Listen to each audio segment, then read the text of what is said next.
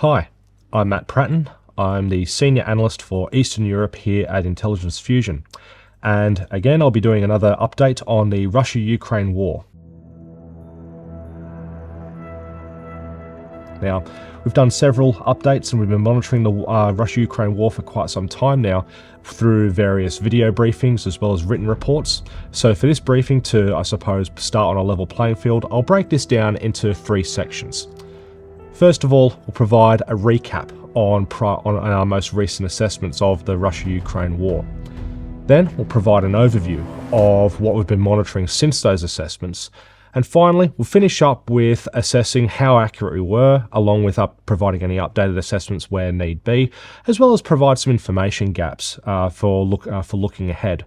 Date and time of this briefing is 16th of May 2023 as at 15:36 hours BST, and our latest date of information is 16th of May 2023 as of 11:30 hours BST. So providing a recap of prior assessments, back in February 2023, we released a report that provided an outlook for the fighting in Ukraine for the upcoming spring, which we're now approaching. At the time, with the various amounts of information that our analysts were able to collect, we're able to provide assessments on the most likely and the most dangerous courses of action for both Russia and Ukrainian forces. Now, beginning with the most likely courses of action, at the time we assessed that Russia's most likely course of action was that for spring they would attempt a new offensive to retake territory which they've lost from the Kherson offensive, and these would mainly be areas that they claim to be as Russian territory. These would be Luhansk, Donetsk, Zaporizhia, and Kherson oblasts. Now, the key to this would they would need to conduct these offensives and retake this ground prior to Ukrainian forces being able to receive and deploy the various military aid that the international community has been pledging for it.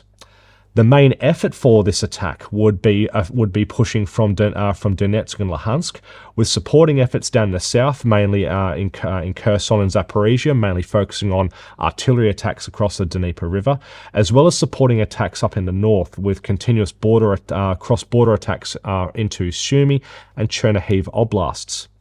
Additionally, Russian forces would continue nationwide attacks on Ukrainian infrastructure and military locations, or just about anywhere, with Shahed drones, as well as cruise missiles fired from the Black Sea Fleet, as well as Tupolev strategic bombers.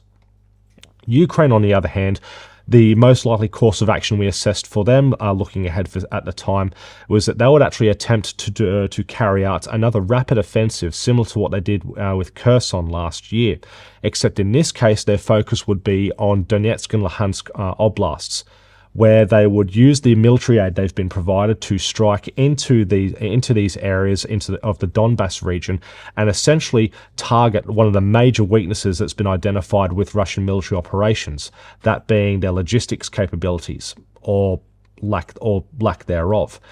Now, the key to this is that they would require the vast items of military aid that's been promised by the military community, international community, in particular, various main battle tanks. These are the Leopard 2s, the Challenger 2s, as well as the PT-91 main battle tanks from Poland, as well as the M1A1 Abrams tanks from the United States. The main weakness of this, though, is that because I'd have to wait for these items to arrive in Ukraine and be able to deploy to the front, they'll also have to wait until the weather and terrain is suitable for these assets to be utilized in order to avoid being bogged down. So with the need to wait for these conditions to be ideal, that would actually cede time to Russian forces for them to carry out their most likely course of action. As for most dangerous course of action, beginning with Russia, in a sort of ironic way, Russia's most dangerous course of action that we assessed back in February is that they would actually bolster their current positions, harden their defences, and also construct further defensive positions along their front line, increase the manning of these positions, and fend off attacks whilst continuing to fire continuous artillery onto Ukrainian positions, as well as continuing with attacks across the country with Shahed drones and also their cruise missiles, and even possibly with Iskander ballistic missiles. What this most dangerous course of action is, essentially, is Russian forces playing the long game by simply holding the line and continuing to attack with artillery and airstrikes and cruise missiles, what it would essentially be is to wait until international support for Ukraine begins to become frustrated, it falters and reduces, and once it's been reduced to a level which would give Russian forces an advantage over Ukrainian forces, then recommence attacks with infantry, tanks, and artillery. As for Ukraine's most dangerous course of action that we assessed back in February, it would be a rapid offensive, but rather than pushing east, it would actually be one where they utilize they make the maximum use of the armor that's been promised to them by the international community and strike into southern Ukraine, specifically with their main effort focusing on taking Melitopol. Now, what makes this the most dangerous course of action is that when you look at Melitopol on the map, Melitopol serves as sort of a crossroads. By holding that particular piece of terrain, you can then push east towards Berdyansk and Mariupol, head northeast up to Donetsk and later Luhansk, or probably the more dangerous scenario is utilize the roads to push due south and essentially begin to retake Crimea. Here's the most dangerous part of that aspect, is that even though Crimea is Ukrainian territory and Russia annexed it in 2014, Crimea is of vital strategic importance to Russia. It is simply territory that they will not give up, as it gives them access to the Black Sea and, of course, the Mediterranean Sea, and it's a warm water port, unlike other areas in Russia. So in that situation, if Ukrainian forces were to start heading south towards Crimea, Russia would likely see this as an attack on Russian soil. So that is what we assessed back in February 2023. What's been happening since? Well, for starters, artillery attacks carried out by Russian forces continue across the main front line of the Ukraine war. However, the majority of the attacks appear to be more concentrated in the Donbas region, as well as down south in Zaporizhia and Kherson. We continue to notice attacks coming across into Ukraine from Russian territory into Sumy and Chernihiv oblasts. However, the tempo of these appears to have reduced in recent months. Now, as for Bakhmut, Russian forces and Wagner Group forces continue to carry out attacks to take the city. And there's even been indications of them adding T-90 tanks, T-90 main battle tanks, to their attacks there. Although recent reports have indicated there could be a rift emerging between Russian forces and Wagner Group forces, from the guys on the ground all the way up to the leadership level. That's Yevgeny Prigozhin and President Vladimir Putin. Essentially, there could be a situation developing where both forces are becoming incapable of being able to fight together. Aside from that, we've seen Shahed drones and missile attacks continue across the country, with the most recent of being actually this morning at approximately 0330 hours, where Russian forces carried out a massive missile attack on Kiev. However, these missiles appear to have been shot down, and these included Shahed drones, both the 131 and the 136, even the mention of Iskander ballistic missiles, Kinzhal hypersonic missiles, although very basic ones at that, as well as Caliber cruise missiles. The air defences managed to apparently shoot all of these down, with only 3 people wounded due to falling debris. There have also been several indicators of Russian forces hardening their defences across the front lines. In fact, among the most recent reports, that there's indications that up to 150,000 Russian troops are now reportedly holding the defences in both Kherson and Zaporizhia oblasts. Having said that, that is recent and single source reporting. Elsewhere, Russian forces now appear to have been increasing their attacks on Avdiivka and Marinka, just to the west of Donetsk, adding T-72 and T-80 main battle tanks, along with various other armoured vehicles such as BMP infantry fighting vehicles and BTR APCs. There's also been mentioned that Russia's top, I suppose their newest main battle tank, the T-14 Armata, that has been reportedly deployed to the war in Ukraine. This particular tank hasn't been sighted as of the time of this briefing. However, what has been noticed is that during the May 9 Victory Day parade this year, this particular tank was not present at that parade. So with the absence of that tank and reports of the tank of the T-14 being deployed to Ukraine, chances are that report is credible, but the tank hasn't none of the tanks have been sighted as yet. And finally, what's also been quite interesting is that down south in Zaporizhia Oblasts, while there's been an increase in artillery attacks, especially multiple barrel rocket launchers, what has been a recent addition is the use of the TOS-1A Soen-Sepek flamethrower system. This fires thermobaric rounds, and as well, up until very recently, this weapon system was mainly concentrated up in Luhansk and Donetsk Oblasts.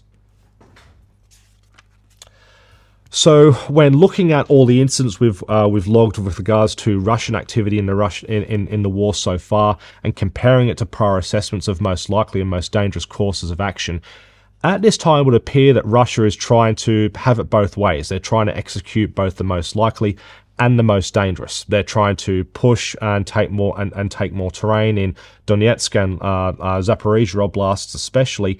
But at the same time, they're trying to harden the defenses on their current positions. Now, this could be quite beneficial in terms of hedging their bets. However, if a situation arises where their efforts to try and push further into those 4 oblasts of Ukraine, if those are unsuccessful, it may create a situation where they don't have the manpower to actually fall back and hold those defenses. Now, onto what we've been noticing with Ukrainian forces. The various items of international aid appear to have been arriving in country, according to reporting, to complement the HIMARS and the M777 howitzers they were given early on in the war, and they've had quite a number of successes with those assets. The additional items of military hardware that the international community has provided includes, but is not limited to, Marder infantry fighting vehicles, and there's of course the Challenger 2. Leopard 2 and PT-91 main battle tanks. There's the FH-70 Caesar howitzers. Then we've also got the addition of the US Patriot missile system to provide air defense, along with probably the most recent addition would be the Shadow Storm cruise missiles. There's been indications of many of these items being utilised. However, at this time, there's little to, in fact, almost no reporting of where the main battle tanks are in Ukraine at this time, and if they are, in fact, going to be utilised. Another interesting aspect, though, is last week we began to receive reports of what appears to have been a counterattack that's begun on Bakhmut, executed by Ukrainian forces there, utilising infantry, armour, artillery, and mechanized infantry. And a lot of these attacks around on the surrounds of Bakhmut appear to have been quite successful so far. Interestingly, since February this year, we've also been noticing another interesting development down in Melitopol, is several IED incidents which appear to have been targeting senior pro-Russia police personnel, as well as pro-Russia government officials still in the city. All these IED attacks that have been occurring there appear to have the hallmark of sort of a bit of an insurgency brewing there at the moment. So what we can take away from all of this at this point in time is that we're getting indications of both most likely and most dangerous course of action by the Ukrainians, but there's nothing really definitive at this point to say what kind of action they're taking, or if something else could be planned, on the basis that we haven't really seen where the tanks are at this time. However, what we can say at the moment is it looks like that the spring offensive that's been long reported now appears to be commencing. Okay, so finally, when considering what we assessed back in February and what we've been monitoring since, let's take a look at how accurate were we. When considering Russia's what we assessed for Russia's most likely and most dangerous courses of action, when looking at those independently, it appears that we're actually quite accurate, given that we're basing that assessment on open source intelligence. However, what we didn't consider is that Russia would try to do both at the same time, essentially have it both ways. And in addition, there could still be changes that occur, as this will depend largely on where the T-14 Armata tanks are, if they have been deployed to Ukraine. And when it comes to those T-14 Armata tanks, they've largely been, well, untested when it comes to their effectiveness. So even if they are deployed in Ukraine, it remains to be seen how effective they actually will be. Will they simply just become just as vulnerable to Ukrainian anti-armor capabilities as T-72s, T-80s, and even T-90s?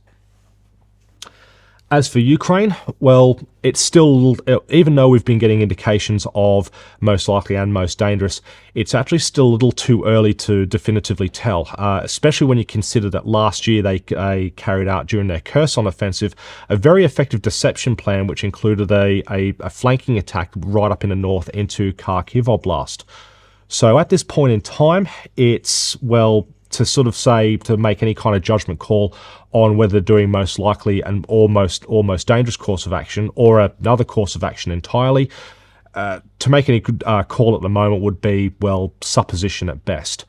But what we can assess with quite a degree of confidence at this time is that the long-awaited spring offensive for the Ukrainians now appears to have begun, based on what we noticed with the recent attacks in Bakhmut.